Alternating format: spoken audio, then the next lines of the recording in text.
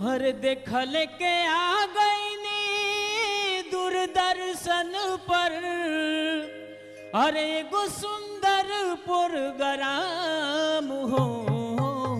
लोक रंग के रंगवा में रंग गइल बा, के रंगवा में रंग गइल बा, सगरो यूपी बिहार हो।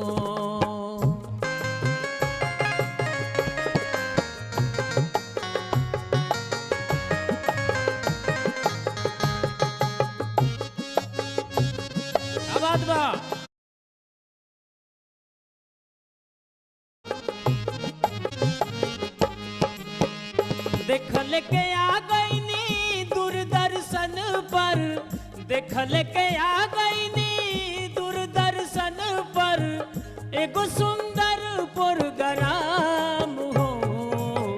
लोक रंग के रंगराम हो, लोक रंग के रंगवा में रंग गइल बा, सगरो यूपी बिहार हो।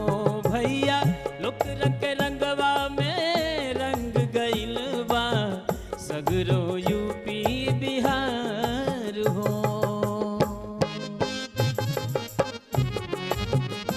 आ गईनी दूरदर्शन पर, देखल के आ गईनी दूरदर्शन पर, एगो सुंदर में रंग गइल बा, सगरो यूपी बिहार हो।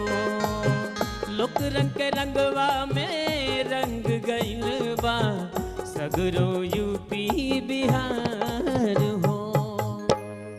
एक बार फिर से हमने के हाजिर बानी जा दूरदर्शन उत्तर प्रदेश का सबसे शानदार शो के आज का ई अंक लेके। हम बानी सीमा शाही और हम बानी संतोष राय।